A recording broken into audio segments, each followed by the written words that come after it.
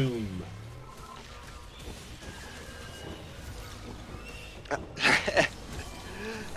One of the places I was hoping to go to while I was visiting Star was White Castle. Unfortunately, there aren't any in her part of the state, so... Next trip, which maybe sooner than I was expecting. No! The team is coming to help. This is great news! But please come quickly. There are Nephilim around in our shuttles. Let's just say it's two-dimensional now. He basically is Shifrost right there. That was such a Shifrost line.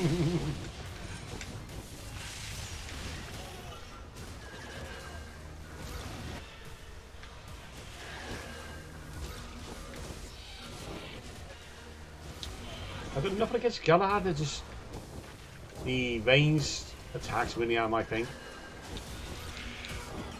The fact that there's like a ranged character in what's ostensibly a beat 'em up is kind of mind-boggling. It's cool though.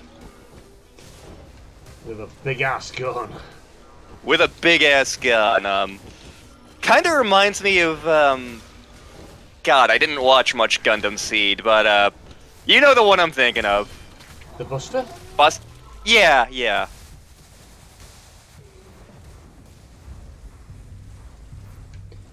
Okay, there was the Busters, the Elgus. Aegis? Aegis. Aegis. There was the Strike. I forgot what a stealth one was called. Yeah, that's gonna bother me. The stealth one was cool, and then there was the one that was basically the RX-78 from the original series with the serial numbers filed off. That's either the Strike or the one that isn't the Strike.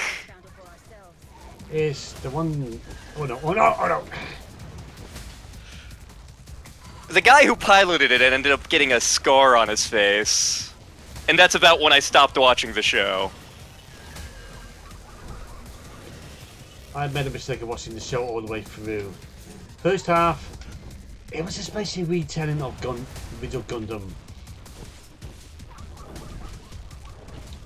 Second half was, it went insane. Like I know it borrowed some notes from Zed and Double Zed a little bit. Although not as much as Wing, which was basically a speed run of the entire Universal Century. It was basically the first. Wing is alright. I like Wing. But If you're a Western Gundam fan, you kind of have to like Wing.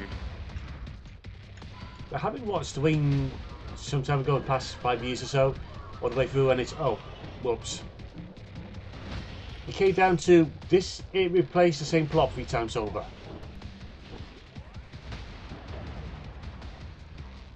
First against the Earth Spear military, then against Oz, Yeah. then it's against White Fang.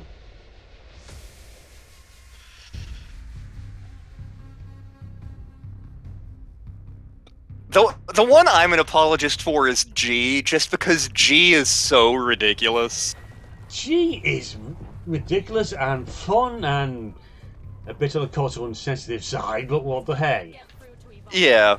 Head towards that distress signal. The cultural insensitivity is part of the charm. But like G is nothing like any of the other Gundam shows, for both good and bad. And I think it's Build Fighters Try. It follows. I need to watch more Build Fighters. I've only seen a couple of clips you've sent me. The 2 series. Actually, it's about 5 different series now. I've only watched the first 2. They were directed by different people, so very different feel. But the second one really does embrace the ridiculous more. I can get behind that. Namely, the Like, introduction of the super robot. yeah. Oh, that was the clip you sent me, I'm pretty sure. Yeah. I kind of loved that clip, because the guy was like, okay, so you built a really realistic Gundam. No, screw you, I wanted a super robot. With transformation sequences and shit. Okay, that's not really what we're about. Screw you! I'm doing it anyway! The main designer behind that Gundam model, he's a bit of a git.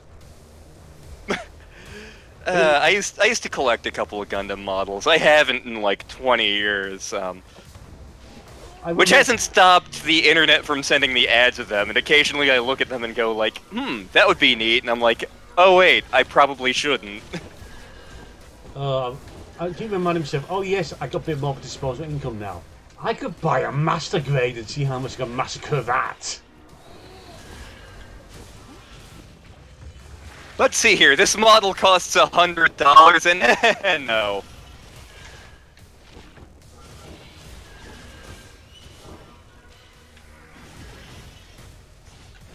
Hey, cats.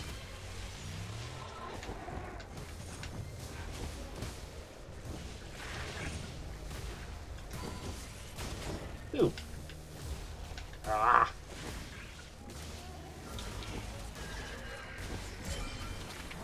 There we go. I have a few normal grades from Wing, being the EW Death Scythe and Wing Zero. I know how ridiculous the Wing Zero is for Endless Waltz, but on some level, I enjoy it. And Like I remember when my brother was first experiencing Endless Waltz, which might have been through Gundam Battle Assault 2. I can't remember if he actually saw the movie or not.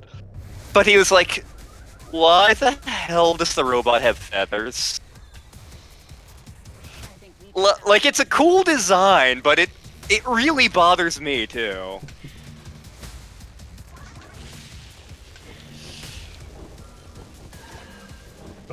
No.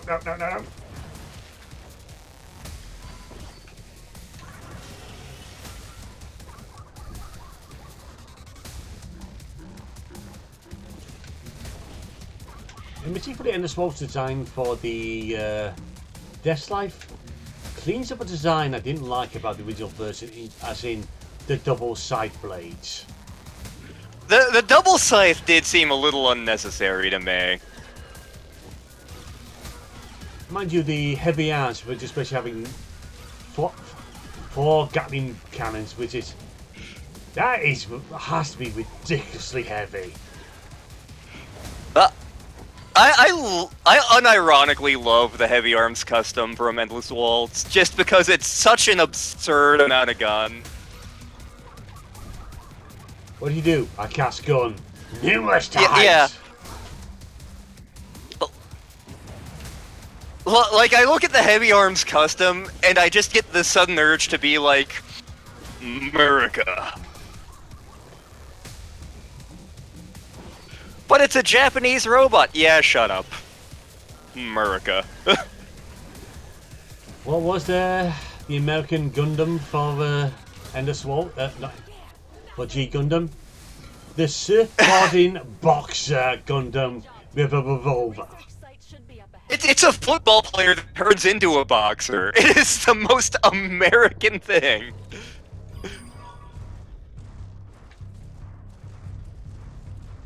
A while back, I had Star watch the first couple episodes of G Gundam. She hated absolutely every character, and it was beautiful in its way. Like, we'd encounter a new character, and she'd be like, who's this guy, and why is he terrible? She wants to slap the lot of them, doesn't she? she wants them all to die. She's like, can we feed that one to the pigs? Can we feed that one to the pigs? Pigs? She especially hates Sai Saishi. Saishi, which one? Isn't he the... Doesn't sound French, so that's the... Pirates of the... China. Oh, the Pirates of Gundam. Yeah. She didn't like the design of that one, which surprised me. I was like, look, it's the Dragon Gundam, and she's like, that's not dragons, it's lies!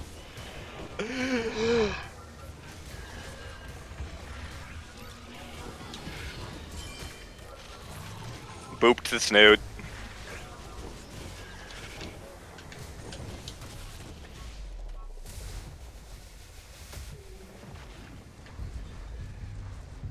I don't like this. Those Nephilim reach evoking Yeah. others. We may try Zoids at some point. We have a feeling she'll enjoy that a little more. I have seen Zoid all the way through for near enough all the way through for Zoid's Chaotic Sensory Guardian Force. Signatures. Straight ahead. Bits and pieces of that third one, which continues on with the Liger Zero. Yeah, that's the one I kind of want her to see, just because it's kind of ridiculous.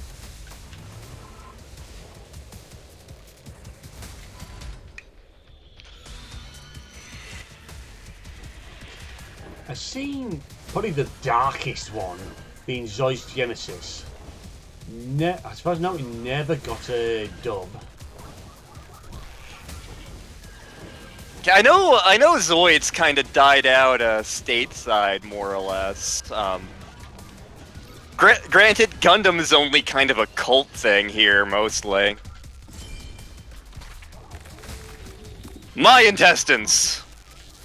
Okay, okay.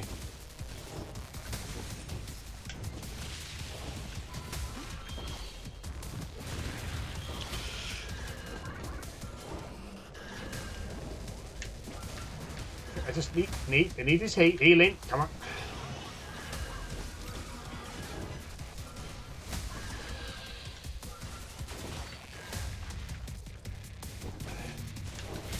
Now, just talking about characters we hate, it's come down to Gundam Seed. Gundam Seed Destiny. Oh god, first episode in, I can't stand the main character. Like, I don't even remember why I stopped watching Seed. I just remember, like, at some point midway through the series, I was like, okay, I don't think this is for me. I think it's either the third or second to last episode, and it gets chilling. Get behind the whole reason of the war between humanity and the innovators. Mm-hmm. And that for me was very well done.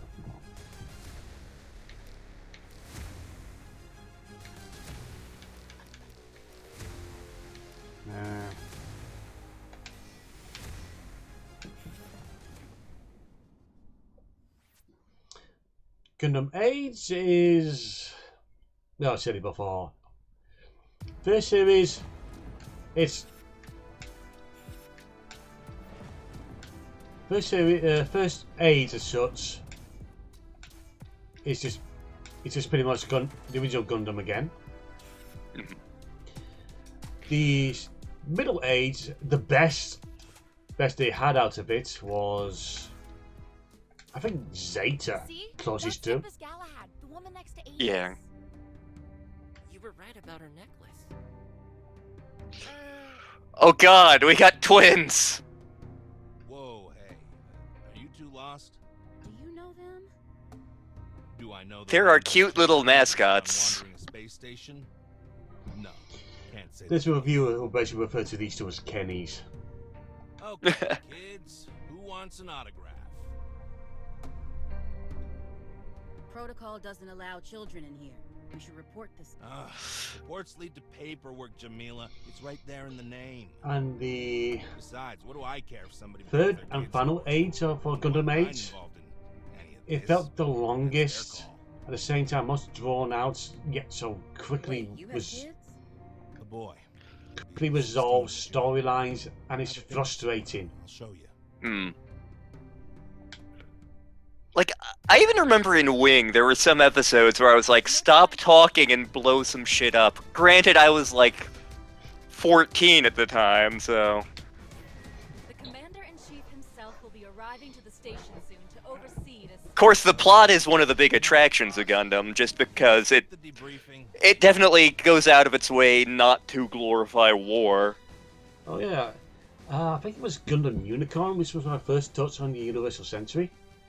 The team I had in the Weird place to start. Yeah, because it was named off the end of the Universal Century.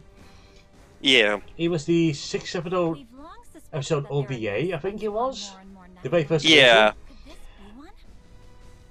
It gets frustrated because time skips and we needed stuff in there to understand what the hell's happening. Yeah. Figure it out. Get ready, team. Why is this character called a dick? Why is the main character now working for them? For this faction? That and what the fucking hell has gone on towards the end? Megadon. Synchronization complete.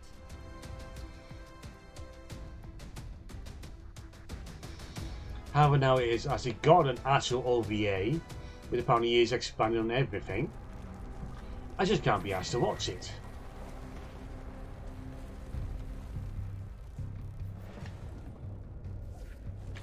This is Commander Fosco speaking. I'm excited to see your performance.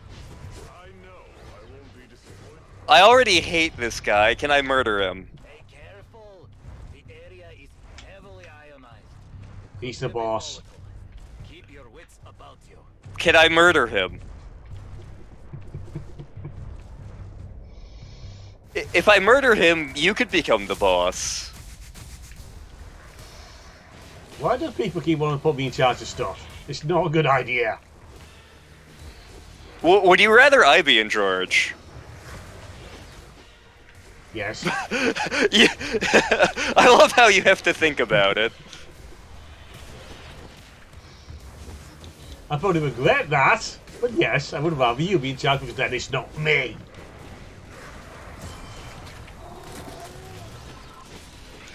I could say why, but then I don't want to talk about work in these videos. Yeah, I get that.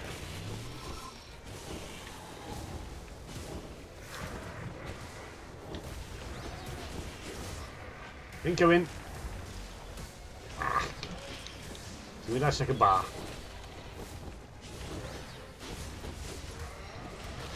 We're here to kick ass and take names. And I can't read. I'm a giant lizard monster. Oh god, I suspect you would love one of the tiny D6 systems that which I currently don't have. Mecha.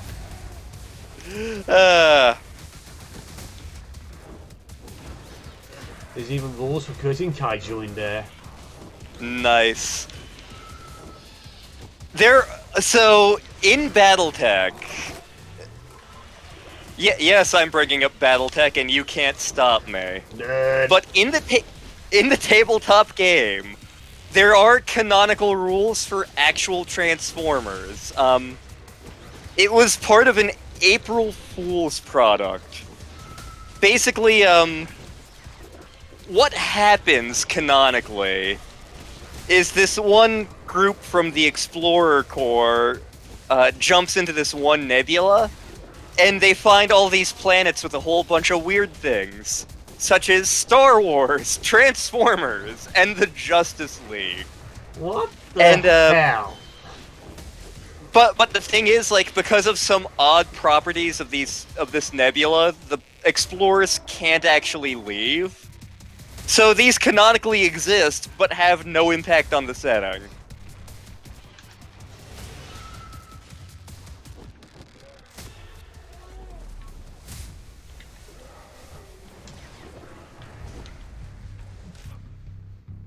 We found a bunch of sentient battle mechs that can change form.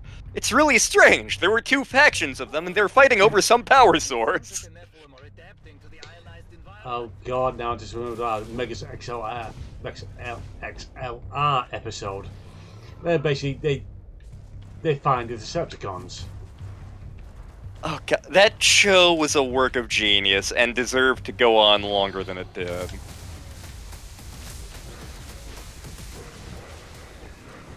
What is Coop going to fight today? We don't know. They find a way to include anything and everything. All I wanted was my Mega Slush. But no, you couldn't let me have it, could you?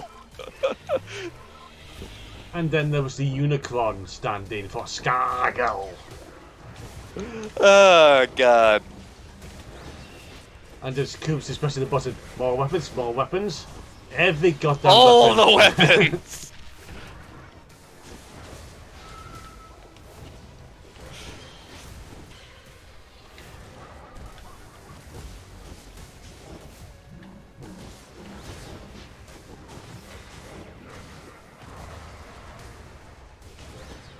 Oh god, on the count that Bruce Campbell voice is in that.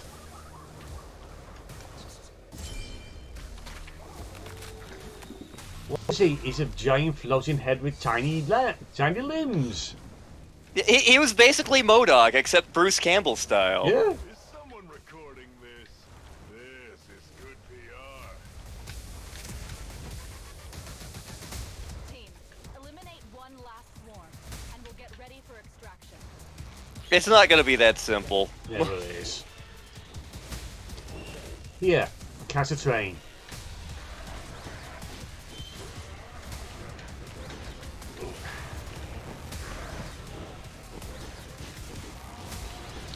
Yeah, riding the train from Beacon to New York City was a lot of fun. Very, very relaxed trip, that one.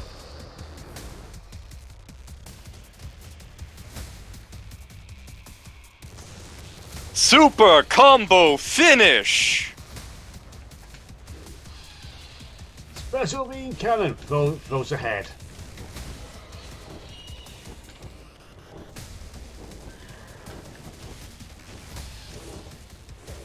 Yeah, got you before you.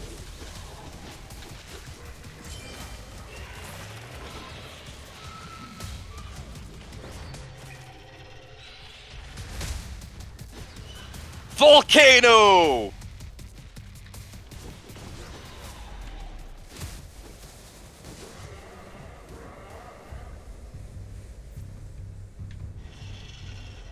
Roar.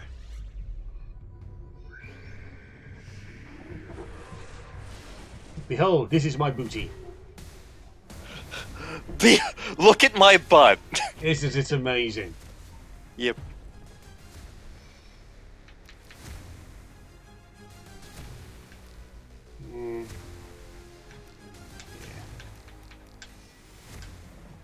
Ah, the heroes of the day. Another impressive victory. Your tie is stupid, sir. Commander-in-Chief, former businessman, everybody's boss. He's even got now. No wonder I want to punch him. Thank you, Commander. AG, Jamila, the praise is yours. You're the ones putting your lives on the line. Just fulfilling our duty, ma'am. With all these exciting developments happening, I'll want to see the rest of Operation Toronto up close. I'll see you all for the next missions. If he wants a close-up view, we should bring him down there with us and give him a front row seat. Promote that man.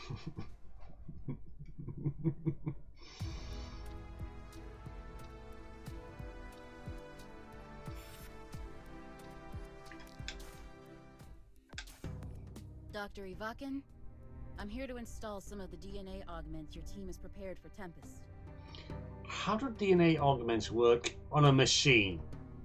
I was about to ask the same question. The engineers told me you wanted to perform the installation yourself. Come, come. Augments are an amazing discovery, yes? Somehow imagine the video goes up, so what's in this, and he starts to explain. Absolutely. About augment installation, though. And somehow I'm annoyed because he makes sense out of it. From what I understand, Somehow. the Nephilim share genetic structures with the organic components in atoms. But what about agents? Well, not many people know this, but the incident that transformed the AG into Aegis Prime also alters his... Oh, so he isn't a mecha. He's Gridman. He is basically Gridman, or Ultraman. He actually turns into the thing. Yeah. He is a That's why giant he humanoid. was that impossible size. Exactly. We are all rooting for the Nephilim, eh?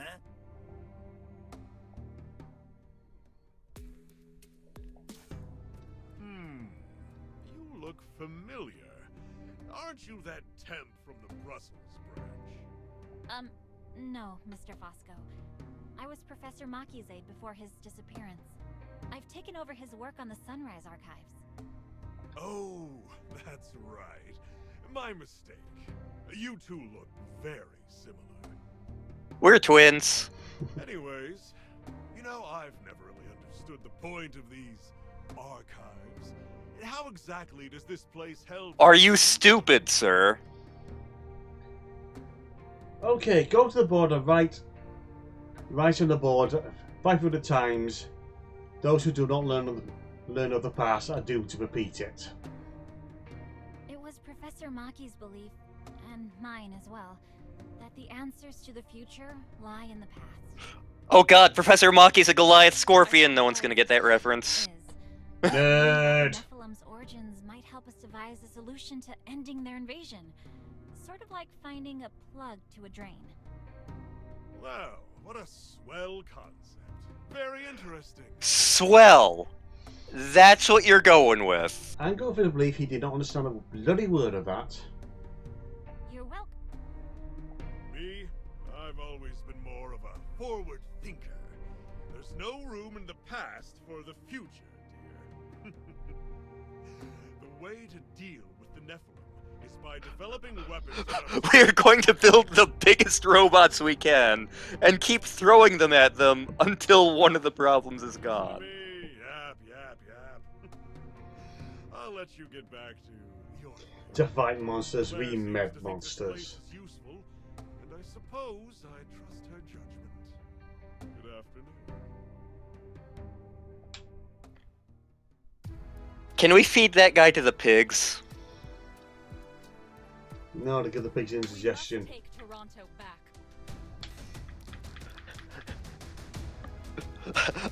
I've been with Star for the past week. Can you tell? For the mission? Our scout drones have confirmed the presence of a Not a Nephilim porky. nest deep within enemy territory. Dr. Cruises.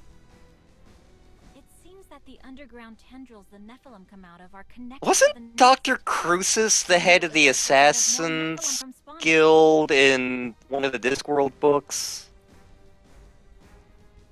So Toronto could be free of Nephilim by dawn. That's amazing. Like Men-at-Arms is the one I'm thinking. More. The boost to Dawn's worldwide popularity will be unparalleled. It says it's been so long since I last read Men at Arms, and my memory's terrible, so don't recall.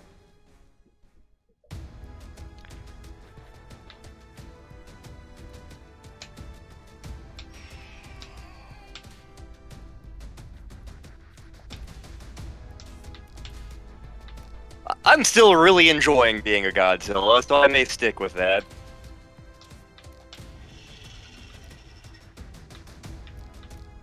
Megadon. Synchronization complete. I don't know who I like more, Danita or her little crab. Well, not so little. Also, do you notice those silhouettes in front of the monsters? Wait a goddamn minute. God damn it.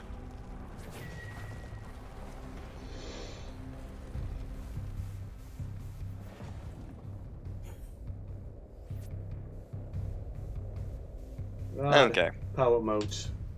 If we find this nest, we could be making an actual change for once. You mean to Dawn's worldwide popularity? Aegis. What? We've had theories like this in the past. War goes on. Don't get your hopes up. War never changes. Except when he does. Mm-hmm.